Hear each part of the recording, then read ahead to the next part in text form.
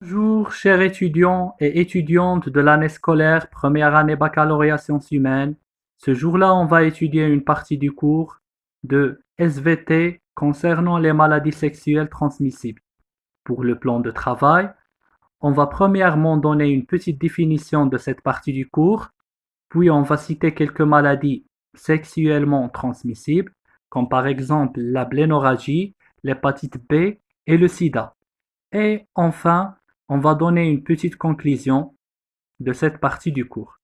Pour la préparation et la présentation du cours, elle est faite par le professeur Ashraf Benzerwal.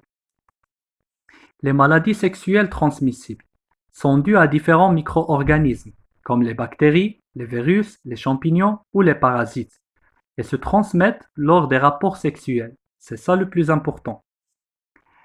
La première maladie sexuelle transmissible, la blénorragie ou la gonococcie, c'est une maladie sexuellement transmissible et cosmopolite. Il s'agit d'une infection due à une bactérie gonocoque.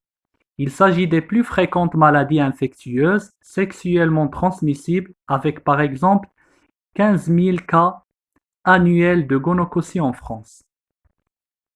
Elle touche des personnes de tout âge. Le diagnostic de l'infection repose sur la mise en évidence du germe au laboratoire. Chez l'homme, les prélèvements devront intéresser l'urètre et pour la femme, le col utérin. Le traitement antibiotique permet d'interrompre rapidement la contagiosité. Par exemple, on a la spectinomycine, une seule injection intramusculaire. L'hépatite B, c'est une maladie infectieuse du foie, liée au sexe ou au travail. L'hépatite B est une infection virale aiguë du foie qui peut devenir chronique et alors être à l'origine d'une cirrhose et d'un cancer primitif du foie. Le virus VHB se transmet entre personnes lors des rapports sexuels ou par contact avec du sang ou des objets contaminés. C'est un risque majeur qu'il est possible de prévenir par la vaccination.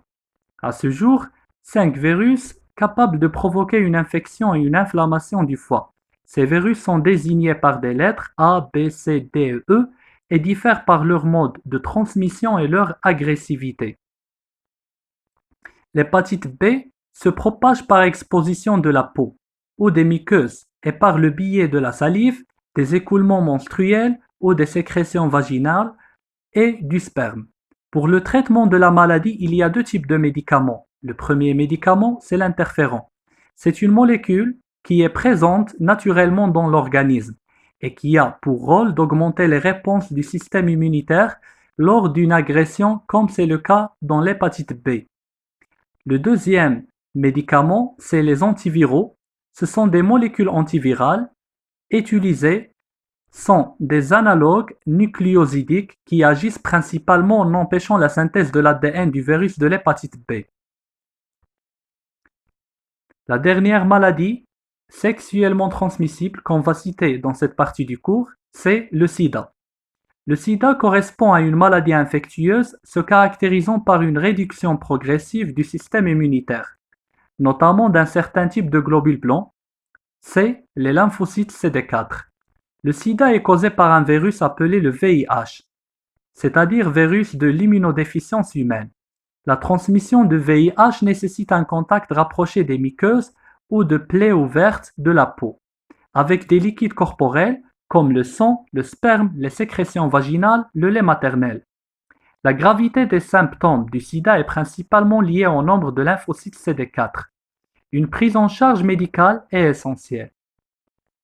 Et dernièrement, d'après ces informations sur l'agressivité des maladies sexuelles transmissibles, il faut éviter tout ce qui conduit à ces maladies, en particulier les contacts sexuels en dehors du mariage.